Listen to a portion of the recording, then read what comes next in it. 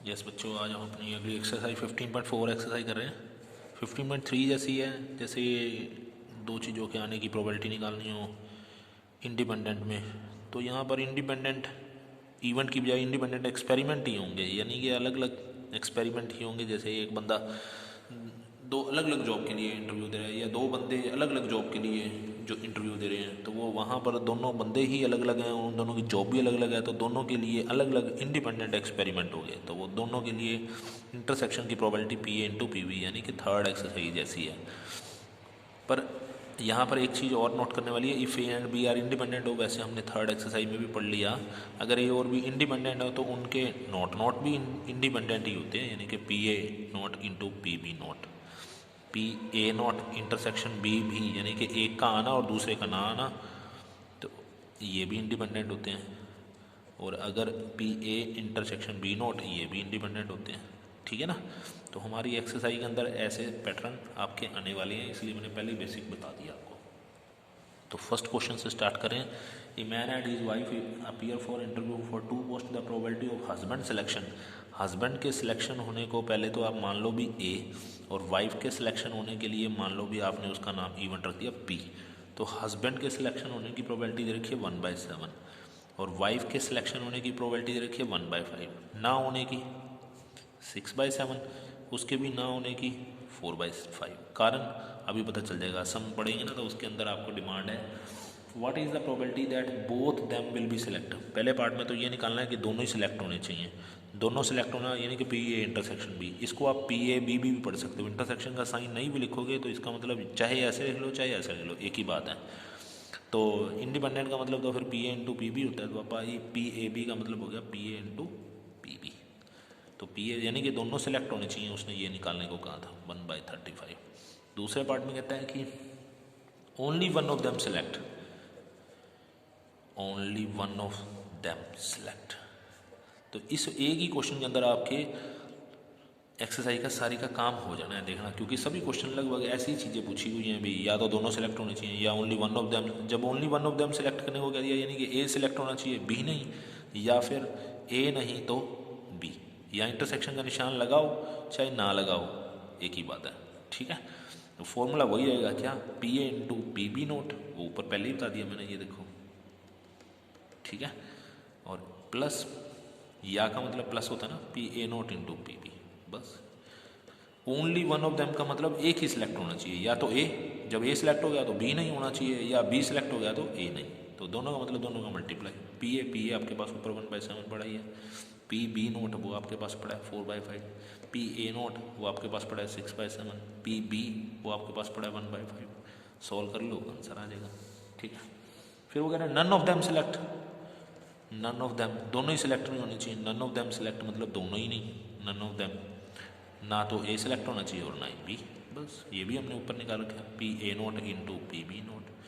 वो ये कहते हैं कि एटलीस्ट, वैसे बोला नहीं हुआ है, मैं वैसे बता रहा हूँ क्योंकि आगे नीचे क्वेश्चन में यही बात बोल रहा है, at least one of them select.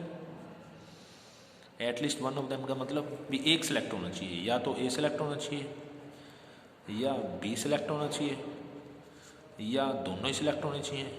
ठीक है। हम इतने सारे केस निकालने की बजाय 1 माइनस दोनों ही सिलेक्ट ना होना वाला, जब भी एटलीस्ट 1 की बात आ जाए तो दोनों का ना होना निकाल के 1 में से माइनस कर दोगे तो वो ये भी आ जाएगा। तो हमने पिछली एक्सरसाइज के लास्ट 4-5 हम ऐसे ही किए थे, एटलीस्ट वन ऑफ देम से 1 माइनस दोनों का ना आना, यानी कि P A not into P B not. 1 minus P A not अपने पास ऊपर पड़ा है कितना, 6/7, पी बी नोट वो भी अपने पास पड़ा है कितना, 4/5। रिजल्ट आ गया 1 माइनस 24/35। सॉल्व करोगे तो 11/35। ठीक है। ओके। ये सारे क्वेश्चंस नीचे यही बात कर रहा है, या ऐसे बोल रहे हैं ये only one of them select का मतलब ये भी हो सकता है कंट्राडिक्ट ईच अदर हो। कंट्राडिक्ट ईच अदर का मतलब हो गया भी ए सिलेक्ट हो रहा है तो बी नहीं होना चाहिए, ए नहीं हो रहा तो बी होना चाहिए, तो कंट्राडिक्ट वाली बात भी बोल सकता है।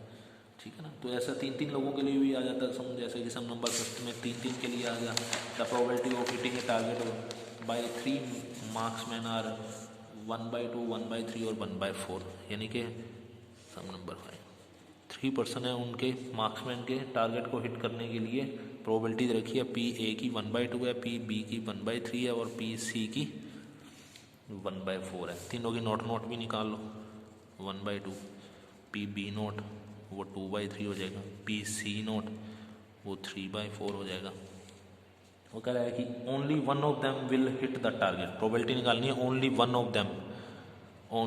Of them hit the target, only one them, इसका मतलब भी ए टारगेट को हिट कर रहा है तो बी और सी नहीं कर रहे, अगर ए नहीं कर रहा तो बी कर रहा है तो ए और सी नहीं कर रहे, और अगर सी कर रहा है तो ए और बी नहीं कर रहे, और काम वही है P A into P B not into P, यानी कि अगर हम इनके बीच में इंटरसेक्शन का निशान लगाने लगे तो ऐसे दिखाई देगा बहुत बड़ा समझा, पर नहीं, हम लोगों ने इंटरसेक्शन का निशान ना भी लगाया होता ना तो भी ऐसे लिखे का मतलब मल्टीप्लाई होता है, और इन तीनों का भी P A not into P B not into P C. तो ये हमारे इस एक्सरसाइज के अंदर इस टाइप के सम मिलेंगे आपको, ठीक है। तो जैसे एक सम 10 नंबर सम में, student takes examination in 4 subject A B C D, एक स्टूडेंट जो है examination 4 subjects A B C D के चांस ऑफ पासिंग दे रखा है, ए में पास होने की प्रोबेबिलिटी दे रखी है 4/5, बी में पास होने की प्रोबेबिलिटी दे रखी है 3/4, सी में पास होने की, सी सब्जेक्ट में पास होने की दे रखी है 5/6, और डी सब्जेक्ट में पास होने की प्रोबेबिलिटी दे रखी है 2/3। तो वो कह रहा है to qualify he must pass in A, he must pass in A, यानी कि ए में तो पास होना ही होना है टू क्वालिफाई के लिए, इसका मतलब बी में ए नोट तो कभी आएगा ही नहीं, और एटलीस्ट 2 सब्जेक्ट, एटलीस्ट 2 सब्जेक्ट भी होने चाहिए, कम से कम 2 सब्जेक्ट और भी होने चाहिए, तो ए में तो पास होना ही होना है, और बाकी बी सी डी में से 2, तो बी सी ले लिया डी नोट, या फिर सी नोट डी, या फिर बी नोट सी डी, समझा की बात, यानी ए के ऊपर नोट नहीं आएगा, बस इन तीनों के अंदर कोई भी 2 ले लिया हमने, बी सी ले लिया, बी डी ले लिया, या सी डी ले लिया, या फिर तीनों सब्जेक्ट में भी तो पास हो सकता है, ए में तो पास होना ही होना है, तीनों में भी हो सकता है। तो इतने सारों के बीच में अगर आप इंटरसेक्शन लगाने लग जाते हैं तो कितना टाइम वेस्ट होता, बस अब इन सब का मल्टीप्लाई करो, पी ए कितना आपके पास 4/5, पी बी वो है 3/4, पी सी वो है आपके पास 5/6, और पी डी नोट वो डी से डी नोट निकल जाएगा 1/3, ऐसे ये सारे लगा के, ठीक है। अब ऐसे ही सम बैग के ऊपर आ गए, सम नंबर 11 में कह रहा है ये bag contain 4 white 2 black, 4 white and 2 black, another bag, ये तो फर्स्ट बैग था, सेकंड बैग भी है, उसके अंदर क्या पड़ा 3 वाइट 5 ब्लैक, वो कह रहा है कि आपने 1 बॉल फ्रॉम ईच बैग, दोनों से एक बॉल लेनी है, फर्स्ट एक बॉल यहाँ से निकालनी है, 1 बॉल यहाँ से और 1 बॉल ही यहाँ से, यानी कि आपने 2 बॉलें निकालनी है, दोनों से एक निकालनी है, और वो कह रहा है बोथ आर वाइट होनी चाहिए, प्रोबेबिलिटी निकालनी है बोथ आर वाइट, वाइट नाम लिख दिया वाइट, पर W1 का मतलब फर्स्ट बैग से, W2 का मतलब सेकंड बैग से, W1 इंटू W, तो यहाँ से वाइट आने की प्रोबेबिलिटी कितनी होगी 4/6, और यहाँ से W2 मतलब यहाँ से W2 का मतलब white ball from second bag कितनी 3/8, बस दैट्स ओके। दूसरे पार्ट में क्या कहता है बोथ आर ब्लैक, तो ब्लैक के लिए B1 और B2 नाम दे दिया। थर्ड पार्ट के लिए कह रहा है 1 is white other is black, ऐसा तो नहीं बोला first is white 1 is white other is black, या फिर ब्लैक वाइट भी हो सकती है, केस 2 बनेंगे 1 2 1 2, नाम देने से मतलब ये होता है कि फर्स्ट से वाइट सेकंड से ब्लैक, या सेकंड से वाइट फर्स्ट से ब्लैक, ठीक है। मल्टीप्लाई और का मतलब क्या होता है, और का मतलब तो प्लस ही होता है, P1 W2, सब प्रोबेबिलिटी निकालो, वाइट की प्रोबेबिलिटी कितनी होगी यहाँ से, वाइट की प्रोबेबिलिटी होगी 4/6, ब्लैक की प्रोबेबिलिटी यहाँ से कितनी होगी 5/8, B1 की प्रोबेबिलिटी यहाँ से कितनी होगी 2/6, और W2 की प्रोबेबिलिटी वहाँ से कितनी होगी 3/8, सॉल्व करो आंसर आ गया, ठीक है। तो ये बैग वाले सम भी इस एक्सरसाइज के अंदर थे। ऐसे एक सम आ जाता है लास्ट में 19 20 21 में आ जाता है, अभी 2 बंदे जो हैं कुछ भी मैच खेल रहे हैं, जैसे लूडो खेल रहे हैं या कुछ भी ABC in order to toss a coin, वैसे तो सम नंबर 19 3 का है, 2 का भी हो सकता है, ए और बी मान लो 2 बंदे गेम खेल रहे हैं, ठीक है। जिसका 6 आ गया, तो अगर ए का 6 आ गया तो 6 आने की प्रोबेबिलिटी 1/6 होगी, अगर बी का 6 आ गया तो उसकी प्रोबेबिलिटी 1/6 होगी। वो कह रहा है कि 6 गेम ए से स्टार्ट करनी है, start the game, start a game, a से गेम स्टार्ट हुई और विनिंग ऑफ प्रोबेबिलिटी अपने को दोनों की निकालनी है, तो पहले विनिंग ऑफ ए निकालते हैं, यानी हर गेम में ए को ही विनर जिताना है। ए से गेम स्टार्ट हुई, ए के पास 6 आ गया, गेम ही खत्म हो गई, बी की बारी ही नहीं आई। अगर ए का 6 ना आया होता, जरूरी थोड़ी है ए का 6 पहली बार में आ जाए, ए का 6 ना आया हो तो बी की बारी आई, बी का भी 6 नहीं आना चाहिए, क्योंकि आप विनिंग ऑफ प्रोबेबिलिटी ए निकालना, फिर ए की बारी आई, ए का आ गया।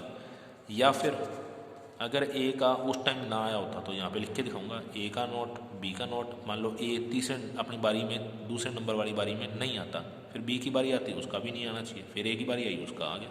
यूँ तो गेम चलती रहेगी, कभी ख़त्म नहीं होगी, तो कभी तो ख़त्म होगी। पी ए कितना है 1/6, पी ए नोट कितना, इसका माइनस करके 5/6, पी बी नोट भी 5/6, पी ए कितना 1/6, P A note 5/6 into 5/6 into 5/6 into 5/6 into 1/6।